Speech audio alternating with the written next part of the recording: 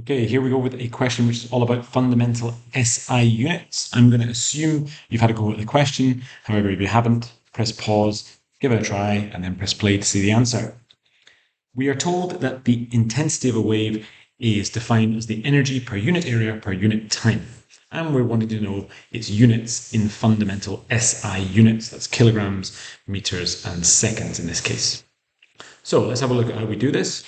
As the question states, the energy can be defined in a particular way. It's the energy per area per unit time. Now, you may have experienced this being defined as power per area. So I put both definitions there. However, we're going to use the one that's in the question in order to solve this question. Now, you should be aware that whenever we've got an equation, the units match up. So when you see these brackets, square brackets, what that really means is units of. The units of intensity should be equal to the units of energy divided by the units of area divided by the units of time. So what we're going to do is going to work through each of those quantities, get them into fundamental SI form, and then hopefully that will be one of the answers that's in the question. Start with energy, is the most complicated one.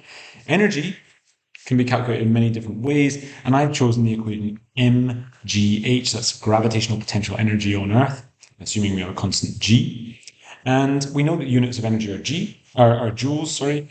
We want to express them in fundamental SI units. Well, we know that mass has the unit kilogram, g is an acceleration, and therefore meters per second squared, and height is going to be in meters, distance.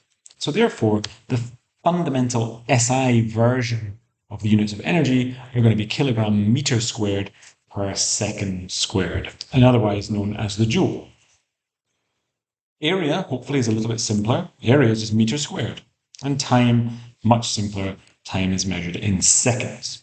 So we've now got these three units all expressed in the form of fundamental SI units, and all we have to do is put them in to our equation. We've got kilogram meter squared per second squared divided by meter squared over seconds. Now you notice we've got a meter squared and a meter squared on the top and the bottom, so they're going to cancel, and that's going to leave us with the units kilograms per second cubed. In other words, option B.